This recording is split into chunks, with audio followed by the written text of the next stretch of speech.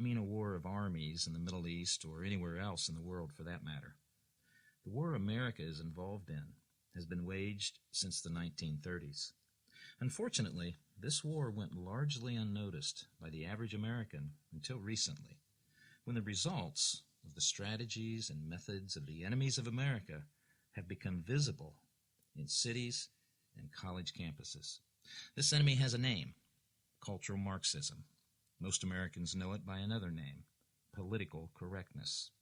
One strategy employed by the haters of America and of our freedoms and liberties is to deceive and brainwash people with the subversive idea of social justice. Returning to the Soaring Eagle radio program to discuss the pseudo-ethics of social justice in economics, politics, and religion is author and researcher Patrick Wood. Stay tuned for that conversation next. Show on iTunes. Now today, the most visible club that the cultural Marxists they're using is the rather, in my opinion, misplaced and misguided term social justice. Now, you've written about that extensively. This latest article that you posted deals with that. And so my question as we get started today, Pat, is first of all, what is social justice? What's the history of it? And why has it become such a potent weapon of the progressive leftists? Well, that's, this is a term, a phrase that just gives different people different fuzzies. Sometimes, most of the time, it's warm fuzzies because who can't get on the side of justice? Right. The Bible talks about justice, mm-hmm. and that's a good thing. Christians should be concerned with God's justice, yes. And to non-Christians, to people like that are following the United Nations and sustainable development, global warming, they use the term social justice in a wonderful way too. Why the 2030 agenda that was approved earlier this year promises to alleviate poverty everywhere. It promises to give jobs with dignity to everyone.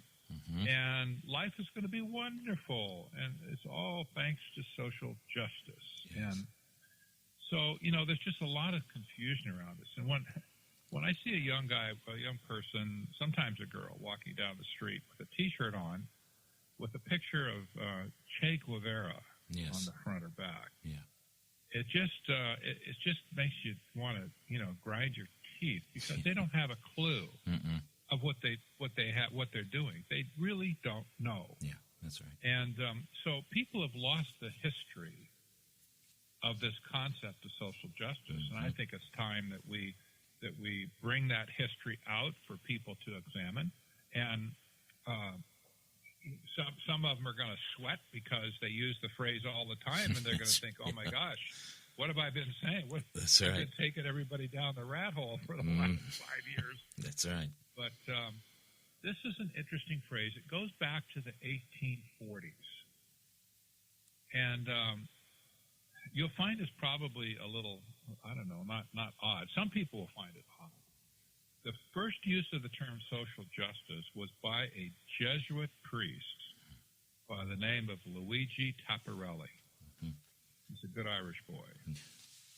And he talked about working for the common good, not for yourself, but for the common good. And this, of course, is what the United Nations is all about. You should deny your own personal selfish interests, and you should work for the common good of mankind.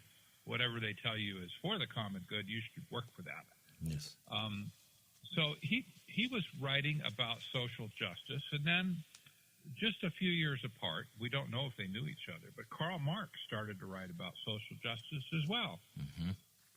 And I hope someday I can find out definitively whether or not they knew each other in person, but they might have. It's possible. It's possible, yeah. But Karl Marx picked up social justice on pretty much the same terms, that mankind should work for the common good, for the collective, if you will. Mm-hmm. And that personal rights and, the personal good is is really an outmoded concept, and that's what caused all the grief in the world anyway. With the classes, you have the rich and then everybody else. So as Karl Marx was writing about it, it was just a concept for a long, long time. No big deal. But when social justice met politics, it started to really, the political scene, it started to really blow up. And the Bolshevik Revolution was probably the first major instance. Well, the French Revolution as well.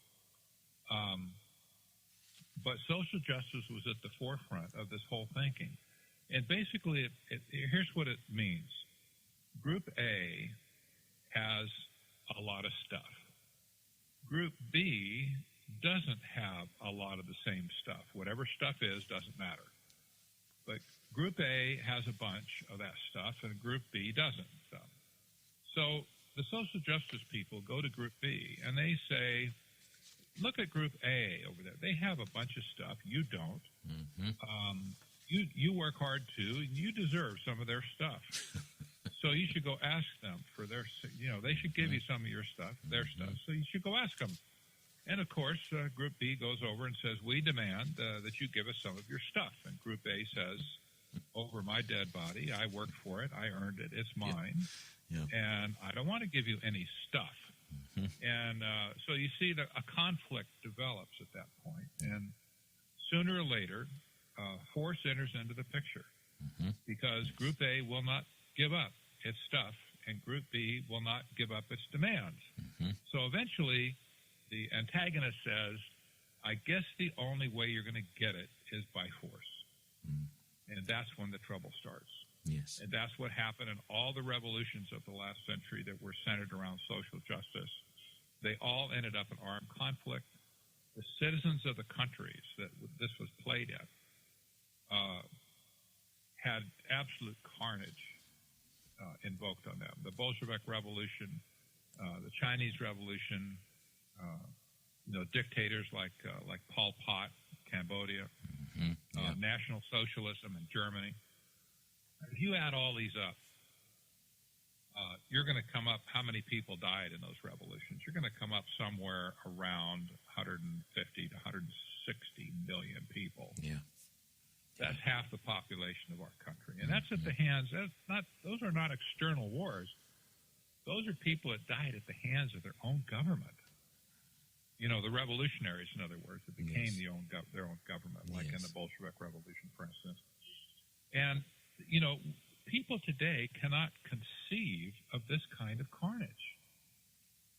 That's half the population of our nation. Imagine 1 out of 2 people dying in our country. Yeah. We couldn't even find a place to bury the dead. It'd be so ugly. Yeah. And yet, this is the history of social justice. And back in the 70s, late 60s, 70s, the two parallel tracks of social justice, one was the Marxist side and the other was the Catholic side. They met. The train tracks somehow converged and they sparked each other, and they sparked what we know today as liberation theology. Yes. Yeah. And this swept Africa like a wildfire, swept South America like a wildfire. And again, carnage. I had some dealings in Southern Africa at the time that liberation theology was sweeping the countryside.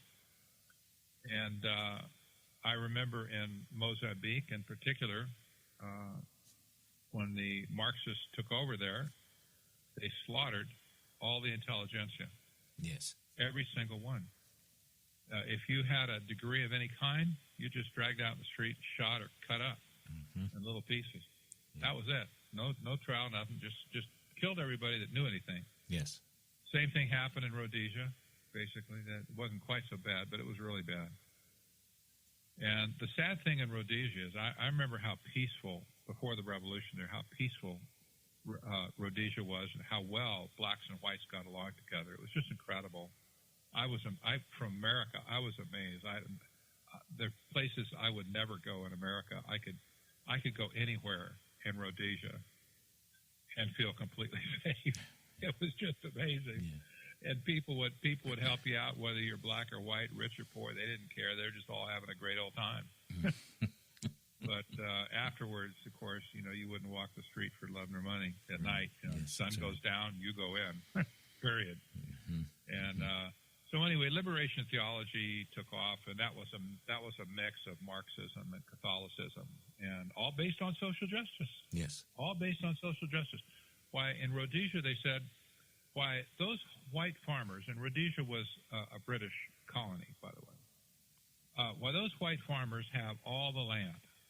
They have the farm equipment. Look what they do out there in that land. They work that land. They run those tractors. They harvest stuff and they sell stuff all over the world. And why, they're getting filthy, stinking rich. And don't you think we should have some of that? And yeah, that's exactly what the rebels were told. You just need to go take it. Yeah. So they went and they killed the farmers. They killed the white farmers. They took over or ran them off. They took over their property and their farms, and they went out there and squatted on the land. They didn't have a clue how to start a tractor, much less maintain it. Mm-hmm. They didn't know how to plant a crop. Yeah. Much less harvest a crop. Yeah. So the farms immediately were destroyed. And while they're thinking somehow a miraculous golden goose is going to come along and lay an egg on their head, I don't know. Yeah. But nobody knew how to do anything. They just sat there and waited. And then nothing happened. Everything fell apart. All equipment, rusted out. And the crops all the fields went to weeds and stuff. And they wondered, what happened? Mm-hmm. They never figured it out. Yeah. Well, it's liberation theology, all in the name of social justice. Yes. So when the world is speaking about social justice today, everywhere, it's everywhere. It's on the lips of school children. Yes. It's on the lips of people in churches and pastors of all things around our country. Yeah. And not just Catholics, not just Episcopalians and Presbyterians and whoever, but even evangelical pastors. Yes. Maybe you should say formerly evangelical pastors. Yes. They're talking about social justice too. And then the United Nations. Oh my gosh, it's all over their website. You can't hardly read a page on their website that doesn't talk about social justice. Yes.